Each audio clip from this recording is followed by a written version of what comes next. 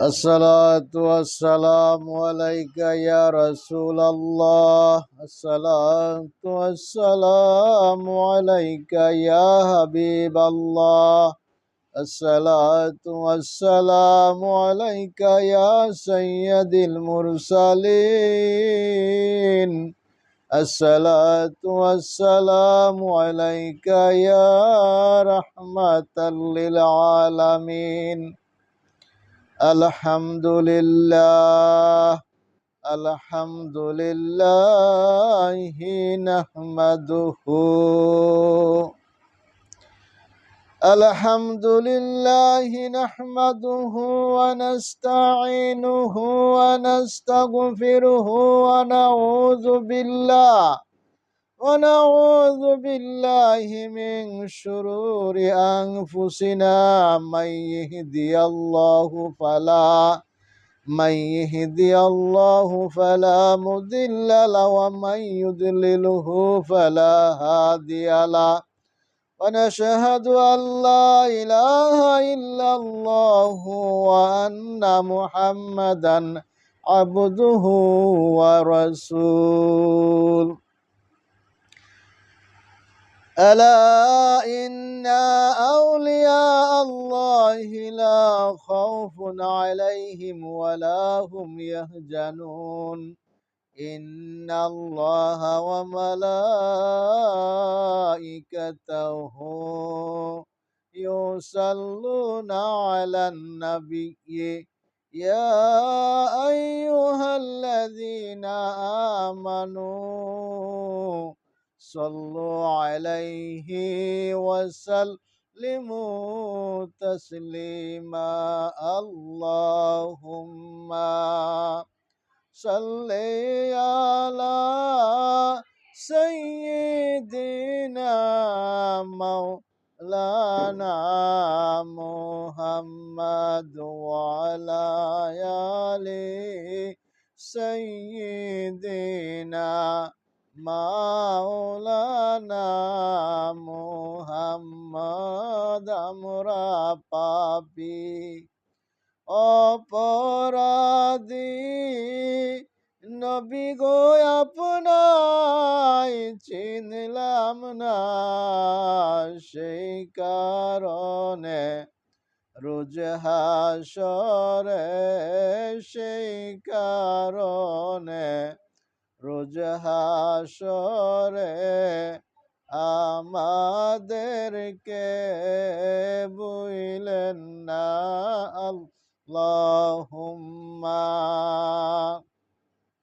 সাল্লি আলা সাইয়্যিদিনা মাওলানা মুহাম্মদ وعلى آل سيدنا مولانا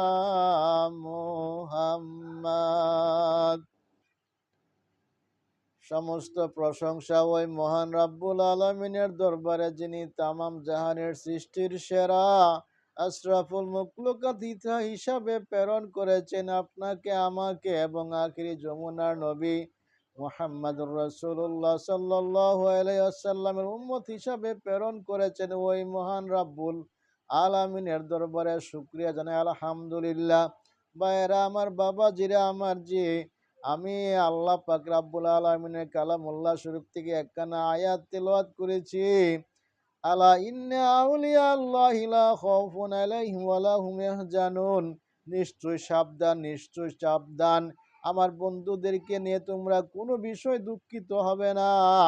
তাদের কোনো ভয় নাই, তাদের কোনো চিন্তাও নাই। তাদের কাছে আমি আল্লাহ পাক রাব্বুল আলামিন এমন শক্তি দিয়েছি, যে শক্তি দ্বারা তারা দুনিয়াতে চলাফেরা করে। আমি আল্লাহর প্রদত্ত মানুষ, তারা যেভাবে দুনিয়াতে চলাফেরা করে, আমি আল্লাহর হুকুমগুলি মানে, রাসূলের তরিকা মতো চলে। তোমরা তাদেরকে অনুকরণ করে, তাদেরকে দেখে তাদের মতো চলো, তাইলে তোমরা কিন্তু সফল কাম হবারে বান্দা। ভাইরা আমার, এবার চিন্তা করে দেখুন, আমাদের এই পৃথিবীতে অনেক মানুষ আছে পৃথিবীতে, অনেক আল্লাহর বান্দা আছে, বান্দা থাকা সত্ত্বেও কিন্তু সকলে কিন্তু আল্লাহ পাক রাব্বুল আলামিনের ইবাদত করে না। অনেকে অনেক গোত্রের ইবাদত করে, কেউ গাছের পূজা করে, কেউ মাছের পূজা করে, কেউ আবার মূর্তির পূজা করে। ভাইয়েরা আমার, আল্লাহ পাক রাব্বুল আলামিন পৃথিবীতে মানুষকে পাঠাইছেন। আল্লাহ পাক কালামুল্লাহ শরীফে ঘোষণা করে দিয়েছেন, ইন্নাদ-দীনা ইনদাল্লাহিল ইসলাম। আমি আল্লাহ পাকের ধর্ম, মনোনীত ধর্ম ইসলাম। এই ইসলামের পক্ষে যারা কাজ করবে, ইসলামের পক্ষে যারা থাকবে, ইসলামকে যারা কবুল করবে, ইসলামের মতো ইসলামের আইন অনুযায়ী যারা জীবন ধারণ করবে, তাদেরকে আল্লাহ পাক রাব্বুল আলামিন মুমিন বান্দা বলে ঘোষণা করে দিয়েছেন।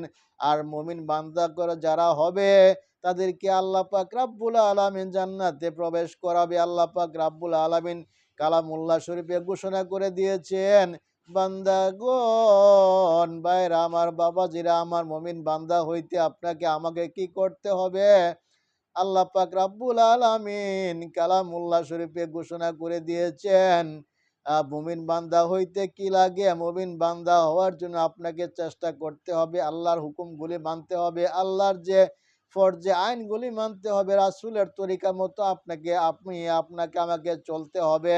রাসূলের যে হুকুম মতো দিয়েছে, আল্লাহর হুকুম যেভাবে রাসূল কায়েম করেছে, আল্লাহর হুকুম ফরজগুলি আপনি সঠিকভাবে বিধানগুলি মানতে হবে। রাসূলের হুকুম যেগুলা সুন্নত আছে এগুলা মানতে হবে এবং মানার পরে তার উপরে আমল করতে হবে। আমল করলে তারপরে আপনি মুমিন হতে পারবেন। ভাইয়েরা আমার, বাবাজিরা আমার, রাসূলের আদেশ পৃথিবীতে যখন রাসূল পাক সাল্লাল্লাহু আলাইহি ওয়াসাল্লাম আগমন করেছেন, দেখেন মক্কা নগরে আগমন করেছেন। মক্কা নগরে আগমন করার পরে কিন্তু সে একটা তার খেলাপ ছিল। সে যখন শিশুকাল থেকে যখন যৌবনকালে আসছে, তার নাম ছিল আলামিন। এলাকার মানুষে সকলেই তাকে বিশ্বাস করত। আলামিন শব্দের অর্থ হলো বিশ্বাসী। নবীজিকে মানুষের প্রতি নবীজির যে ভালোবাসা মহব্বত ছিল, যে তাদের সাথে যে নম্র ব্যবহার ছিল, তারা নবীজিকে ভালোবাসতো এবং নবীজি কত সৎ ছিলেন। দেখেন, নবীজির কাছে কেউ যদি 10 টাকা আমানত রাখতো, ঠিক সেইভাবে আমানতগুলি যেভাবে রাখতো, ঠিক সেইভাবে ফেরত আবার পাইতো, সময় হলে টাইম মতো পাইতো। কিন্তু বর্তমান জামানা আমাদের যে মুসলমানের কত কীর্তি, আমরা যে আমানত এমন একটা জিনিস, আমরা আমানত কিন্তু রাখার জন্য চেষ্টা করি না। আমানতগুলি সঠিকভাবে রাখতে পারলে, আমানত এমন একটা জিনিস, যদি কেউ আমানত রাখে আপনার কাছে জমা, আমানতগুলি যদি আপনি সঠিক মতো না রাখতে পারেন, তাইলে কিন্তু আপনার আমানতের সঙ্গে ইমানটাও চলে যাবে, আপনি কিন্তু টের পাবেন না। কারণ আমানত এমন একটা জিনিস, আমানত যার সঠিক নাই তার কোনো কিছুই ঠিক নাই। ভাইরা আমার, পৃথিবীতে মানুষ যত পাপ করুক আর যতই নেক করুক, যদি আপনি পাপের পাল্লা ভারী হয়ে যায় রে বান্দা, তাইলে কিন্তু জাহান্নাম ছাড়া কোনো গতি নাই। আর যদি আপনার নেকের পাল্লা ভারী হয়, তাইলে কিন্তু আপনি জান্নাতে চিরস্থায়ী শান্তি মতো থাকবেন, জান্নাতে শান্তি মতো চলাফেরা করবেন, জান্নাতে শান্তি মতো আপনি জান্নাতের যে নাজ নিয়ামত আপনি সবগুলি ব্যবহার করবেন, আপনি উপলব্ধি করবেন, আপনি তখন শান্তি পাবেন এবং কত আনন্দে থাকবেন। তখন আপনি দুনিয়াতে যে কষ্ট করেছেন, দুনিয়াতে যে আপনি কষ্ট করেছেন এই দিনের জন্য, ইসলামের জন্য এবং আপনাকে সঠিক পথে থাকার জন্য, আপনি যে নবীজির হুকুমগুলি মানার জন্য, আপনাকে অনেকে অনেক কথা বলেছে, অনেকে অনেক গালি দিয়েছে, অনেক কটু কথা বলেছে রে বান্দা, যেদিন আপনি জান্নাতে প্রবেশ করবেন পরিপক্ক হয়ে এবং আপনি আল্লাহর মুমিন বান্দাদের অন্তর্ভুক্ত হয়ে আপনি যখন জান্নাতে যাবেন, তখন আপনার ভিতরে এই দুনিয়াতে যত পরিশ্রম করেছেন, যত কষ্ট করেছেন দিনের পথে চলার জন্য, আপনি মানুষের কটু কথা শুনছেন, সব কথাগুলি অবসান ঘটবে আপনি যখন জান্নাতে প্রবেশ করবেন। এই কারণে জান্নাতে প্রবেশ করার জন্য আপনাকে আমাকে চেষ্টা করতে হবে, রাসূলের তরিকা মতো চলতে হবে, রাসূলের যে হুকুমগুলি চলতে হবে, আল্লাহর বিধানগুলি মানতে হবে এবং আপনাকে সঠিক ওয়েতে থাকতে হবে, সঠিক মতো আপনাকে চলতে হবে। মিথ্যা কথা বলা যাবে না, হারাম খাওয়া যাবে না, সুদ খাওয়া যাবে না, ঘুষ খাওয়া যাবে না, অন্যের ক্ষতি করা যাবে না, নিজের লাভের জন্য অন্যের ক্ষতি করা যাবে না। যদি আপনি আজকে অন্যের ক্ষতি করেন, পরে একদিন না একদিন আপনার সেই ক্ষতির কারণে আপনার ক্ষতি হবে। ভাইরা আমার, বাবাজিরা আমার, আবু জেহেল কি করতেন দেখেন। আবু জেহেল চিন্তা করলেন, যেভাবে মুহাম্মদ ধর্ম প্রচার করতে শুরু করেছে তাকে কোনোভাবে হটানো দরকার। সে কি করলেন, নবীজিকে এই যে গর্ত ফালাইয়া মারার জন্য সে একটা বিশাল গর্ত করলেন। গর্ত করার পরে রাস্তার মধ্যে গর্ত করলেন। গর্ত করার পরে নবীজিকে নিয়ে এদিকে যাওয়া শুরু করলেন। এমনভাবে গর্তটা করছেন, উপরে ছানি দিচ্ছেন এমনভাবে যাতে নবীজি গেলে এখানে গর্ত পড়ে যাবে, সে ব্যথা পাবে। এইভাবে চিন্তা করে সে গর্ত করলেন। গর্ত করার পরে নবীজিকে নিয়ে চলতেছেন, চলো ভাতিজা আমরা ওদিকে যাই। কথা বলে, তুমি আগে চলো, তুমি তো আল্লাহর নবী, তুমি আগে চলো, আমরা পিছনে আসতেছি। তখন নবীজিকে কি করলেন, আগে পাঠাইলেন। নবীজি যখন যাওয়া শুরু করলেন তখন আল্লাহ পাক রাব্বুল আলামিন জিব্রাইলের মাধ্যমে খবর দিয়া দিয়েছেন, বন্ধু,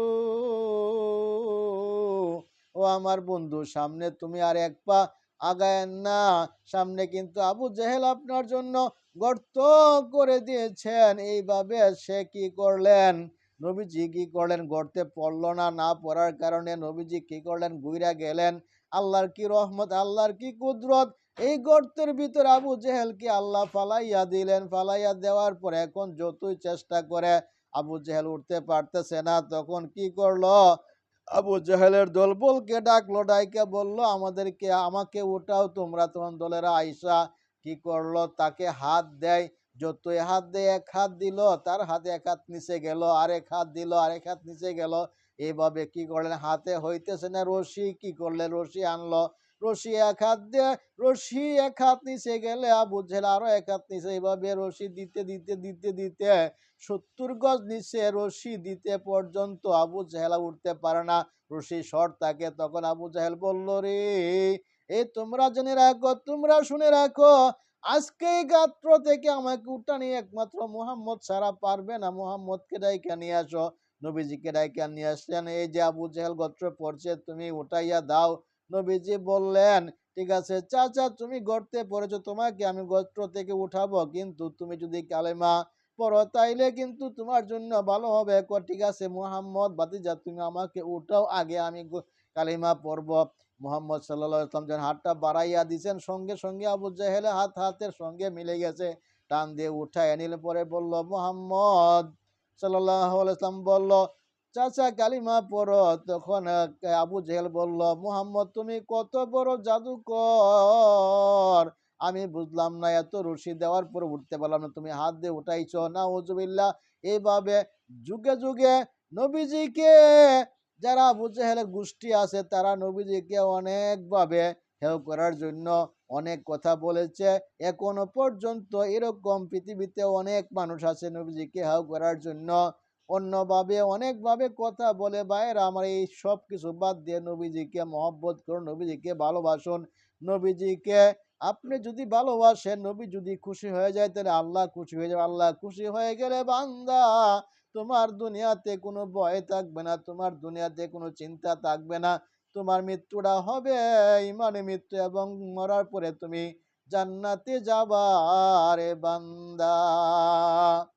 নবী মোর পরশমণি, নবী মোর সোনার কণি, নবী নাম জপে যে জন সেই তো দুজাহানের ধনী, নবী মোর পরশমণি।